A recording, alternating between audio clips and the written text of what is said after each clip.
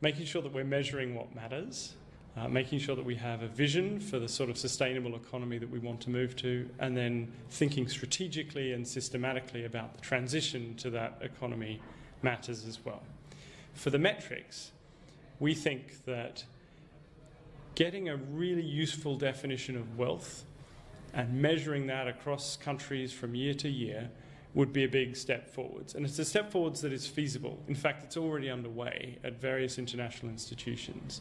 So this is not a kind of new index or something that people can't understand or something wacky and theoretical and academic. It says, you know, country X, Sweden, became wealthier by 10,000 kroner per person in the last 6 months. So those sorts of numbers that people can kind of grasp onto and understand. The other reason that measuring wealth is important is it then helps us to break it down into the individual components and see that actually most of our wealth isn't in our houses or our cars, it's in our heads and it's in our relationships with other people, and it's built on a foundation of a natural and environmental resource base that is critical. So getting the metrics right is the starting point. And we think we can move from having really good understanding of wealth to a metric for prosperity and for potentially for thinking about prosperity as the accumulated set of solutions to human problems and how we might measure that. The second part of the research agenda for us is on the vision. So where is it that we want to get to? And here it's not enough just to think about marginal incremental changes from the current economy that we have, because that won't get us to where we need to go. We need to step back and think in a systemic way, what sort of economy, how do all the bits fit together in 30, 40, 50 years' time? Our energy systems are going to have to look completely different. Our food systems will look completely different.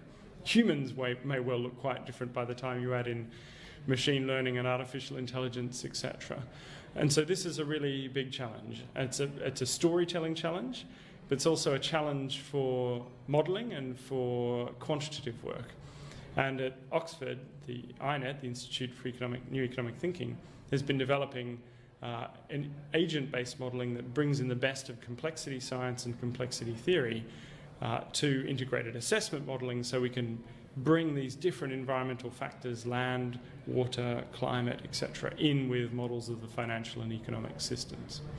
So, in other words, you do think that we are on our way to skip the old-fashioned way to measure gross national product, but which country would you see leading in this aspect, being prepared to actually apply the research results? I think wealth accounts will sit alongside GDP for some time, so they won't necessarily displace it, there'll be complements. But the leading countries at the moment are Australia in natural resource accounting, because Australia has a lot of natural resources that it digs up and exports, and it's recognised that for too long digging up an asset and selling it was categorised in the accounts as income. Well, it's not income, it's the sale of an asset that you already own. So Australia's leading the way. The UK is now having a go with the Natural Capital Committee at thinking about putting together comprehensive natural capital accounts. And other OECD countries are starting to move in this direction too. So there's promising momentum being built up. There's a big revision of the UN system of national accounts in 2008. And a new marker of progress just over a year ago, in the end of 2012, with the system of environmental and economic accounts being agreed. So we're making progress. The last part of the research agenda at Oxford is how do we get from here to where we want to go? And the key part of that is actually politics and understanding the institutions that we've got now, which are not fit for purpose, and how we get to institutions that are fit for purpose in a sustainable economy. And so we're doing some research and modelling on understanding the emergence of institutions, not taking the World Bank as given, or the IMF as given, or even national country governments as given, but seeing how community level and national and state level and international level organisations emerge and how we might shift from here to there. The second big part, in addition to politics, is on innovation, because we need a lot of new ideas and we need to direct our financial resources and shift our economic systems to promote investment in innovation and ideas to get us to a sustainable economy.